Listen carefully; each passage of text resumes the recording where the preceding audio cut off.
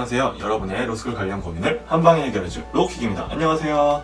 오늘은 여러분들이 진짜 궁금해하고 기다리셨을 만한 자기소개서 작성 팁을 들고 왔습니다. 구체적으로 자기소개서 작성을 어떻게 해야 되냐, 어떤 팁이 있다, 이런 거에 대해서 말씀드리기 전에 자기소개서나 이런 리트 이후의 과정에 대해서 제가 오해를 한번 바로 잡아보고 싶어요. 지금 시기에 막 몇백만 원씩 주고 자기소개서, 면접 이런 과정을 등록을 하는 분들이 있으실 거예요. 물론 뭐 개인의 후회가 남지 않는 한에서 어느 정도 최대한의 노력을 기울여 보는 걸 제가 뭐 이래라 저래라 할 수는 없지만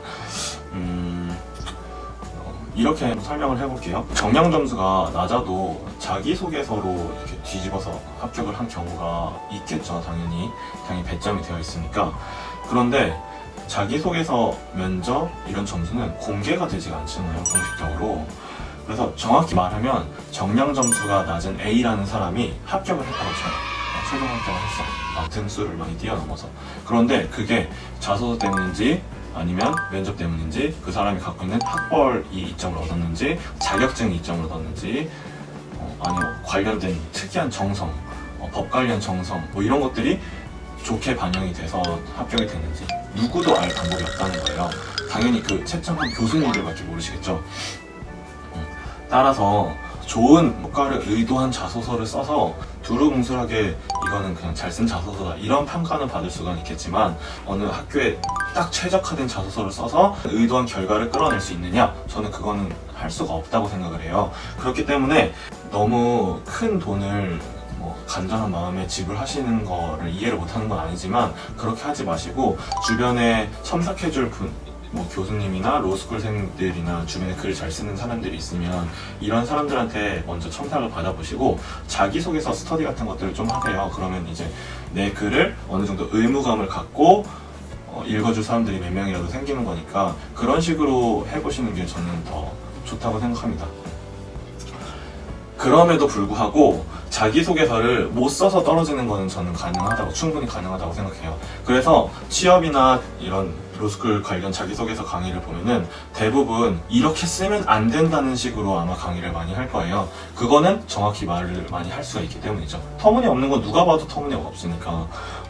그래서 뭐 항목에서 요구하는 내용이 아니라 다른 내용을 쓴다거나 아니면 너무 성의 없는 자소서, 거짓말을 하는 것들이 뻔히 보이는 자소서, 이런 것들은 불합격으로 확 이어질 수가 있겠죠. 로스쿨 지원자 중에 상당수가 문과 학생들이고 그리고 공부를 좀 잘 해왔던 학생들이라서 글쓰기에 어느 정도 익숙한 사람들이 많단 말이에요. 그리고 자기 인맥을 최대한 동원해서 자기 쪽에서 첨삭을 받기 때문에 아마 어느 자소서가 눈에 확 띄게 잘 쓰는 건 좀 힘들지만 만약에 확 못 썼을 경우 그게 확 눈에 띄기는 쉬울 거예요. 제 경험상 이공계 학생들, 제 예전에 의전 자소서 첨삭도 해보고 치점도 해보고 많이 해봤는데 정말 상상 초월로 글을 못 쓰는 케이스들이 있긴 하더라고요. 공부는 잘하는데. 그러니까 이런 분들은 자기소개서 첨삭을 무조건 받아보는 게 좋고, 주변에 자기를 이제 정말 정성스럽게 해줄 사람이 없다면은 그때는 이제 돈을 내고 어느 정도 합리적인 가격을 지불하고 자기소개서 첨삭을 받아보는 거는 필요하다고 생각을 합니다. 그럼 이제부터 본격적으로 자기소개서를 어떻게 하면 잘 쓸 수 있을까에 대해서 제가 말씀을 드릴 텐데요. 저는 대학교 한 2학년 때부터 친구들 자기소개서를 첨삭을 많이 해왔어요. 그리고 의전, 치전, 자소서 이런 것도 많이 해봤고, 요즘에는 애들이 이제 로3이고 이렇게 하니까 로펌 자소서도 많이 첨삭을 해봤었는데, 당연히 제가 드리는 말씀도 어떤 오피셜한 정보라기보다는 저의 입시 경험, 제 자소서도 써봤으니까, 그리고 제가 첨삭했던 경험, 그 결과들을 봤으니까 그런 것들에 비추은 추측성 정보라는 걸 말씀을 드리고 그거를 감안해서 들어주셔야 될 것 같습니다. 자, 시작할게요. 첫 번째, 저는 일단 법학 공부를 잘 할 수 있고 변시에 한 번에 합격할 수 있는 사람입니다 를 자기소개서 전반에서 드러내 주시는 게 좋아요. 사실상 서울대 로스쿨을 제외하고 거의 전국의 모든 로스쿨의 최대 하두는 변시 합격이에요. 변시 합격률을 어떻게 끌어올리느냐. 교수님들은 변시에 특성하고 나발이고 특성하고 그거 보고 변시에 합격할 사람을 가장 뽑고 싶어요. 그래서 자신이 변시에 번에 합격할 수 있는 사람이라는 거를 인상을 주고 그걸 설득하는 과정이 자소서 전반에서 이루어져야 된다. 그걸 설득하는 방법이 두 가지가 있다고 생각해요. 첫 번째, 나는 법학 공부를 해봤고 잘 해봤습니다. 그 결과가 좋았습니다. 라고 설득하는 방법이 있고 경험이 있습니다. 두 번째, 나는 법학 공부 경험이 없어. 나는 근데 언제나 어렸을 때부터 공부를 잘했고 새로운 학문에 적응력이 빠르고 경쟁적인 상황에서 항상 우수한 성과를 내왔다. 이런 식으로 말하는 방법이 두 가지가 있을 수가 있죠. 만약 두 개가 다 쓸 수 있는 사람은 두 개를 다 써주시면 좋다고 생각합니다. 두 번째, 목차를 다는 게 좋다고 생각해요. 저도 초시 때 이게 어느 정도 실수가 있었다고 생각하는데 저는 사실 글쓰기에 조금 자신이 있어가지고 목차를 달고 이러는 건 글을 못 쓰는 애들이나 목차를 다는 거지. 이게 뭐 한 2,000자, 3,000자밖에 안 되는데 글을 한 편으로 쫙 빼서 뭔가 힘있게 쓰는 게 중요하다고 생각했었거든요. 근데 아닌 것 같아요. 제가 그때는 그게 좀 실수였던 것 같고 독자 입장에서 생각하면 사실 당연해요. 자소서를 읽는 사람들은 교수님이나 뭐 변호사 분들이실 테고 나이가 많으신 분이시고 그리고 되게 많은 양의 자소서를 읽으시잖아요. 그렇기 때문에 한 개 한 개 다 꼼꼼히 못 읽을 가능성이 커요. 그러면 한 목차를 나눠서 한 경험당 하나의 목차 정도로 배정을 해서 써주되 한 개는 뭐 300자에서 500자 정도로 좀 끊어서 써주는 게 좋다고 생각합니다. 뭐 한 문항이 예를 들면은 자기의 주요 경험이다 해가지고 1500자로 되어 있다면은 세 개 아니면 4개, 2개 이런 식으로 좀 나눠서 써주시는 거를 하시는 게 필요하다고 생각해요. 그래야지 이렇게 쭉 읽어도 얘 이런 거 했구나 이런 거 했구나 그래서 이거 느꼈구나 이렇게 쑥쑥 읽히게 넘어갈 수 있다고 생각합니다. 세 번째, 왜 그 로스쿨에 지원했는지는 꼭 써주죠.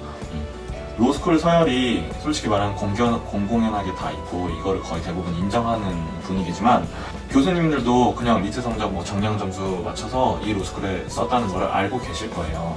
서로 거짓말 하는 게 무한한 상황일 수 있겠지만 그래도 왜 이 로스쿨에 지원했다고 꼭 언급을 해주시는 게 저는 좋다고 생각합니다. 그게 최소한의 예의기도 하고 주력으로 쓴 자소서 학교가 있을 거고 가나본을 쓰니까 다른 학교는 복붙해서 많이 쓰실 텐데 그런 복붙한 티가 안 나게 최대한 하셔야 된다고 생각합니다. 네 번째, 지원 동기를 어떻게 쓸 것인가. 지원 동기는 이걸 되게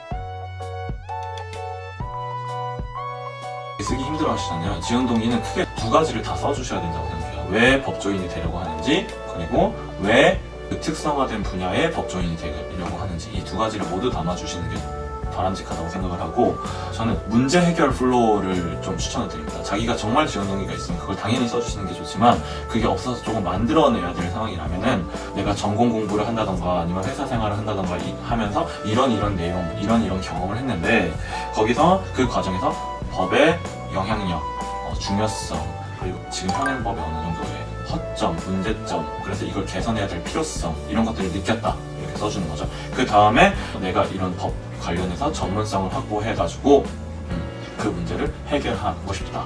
그리고 더 나아가서는 이런 것들을 해결하는 과정 속에서 그리고 그 결과로서 전체적으로 사회에 기여하고 긍정적인 영향력을 미치고 싶다. 이런 멘트를 적어주시는 게 좋다고 생각해요. 근데 거짓말 할 필요 없고 자기가 정말 지원 동기가 있으면 그걸 당연히 적어주시는 게 좋아요. 만약에 지원 동기가 고민이시다. 만들어내야 될 상황이라면 이쪽으로 한번 맞춰서 생각해 보시는 게 필요하다고 생각합니다. 다섯 번째, 향후 법조인으로서의 진로 계획, 포부 이런 것들을 쓰는 게 이제 고민이 되실 거예요. 저는 일단 이 문항은 당락을 좌우할 만큼 중요한 문항은 아니라고 생각을 해요.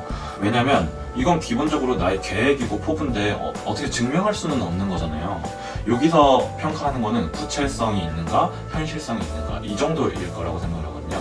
왜냐면 그 진로를 정말 하고 싶고 진지하게 오랫동안 고민해 온 사람은 그 구체적이고 현실적인 것들이 글로 드러날 수밖에 없어요. 근데 대부분의 로스쿨 지원하시는 분들이 대부분이라면 너무 평가잖아.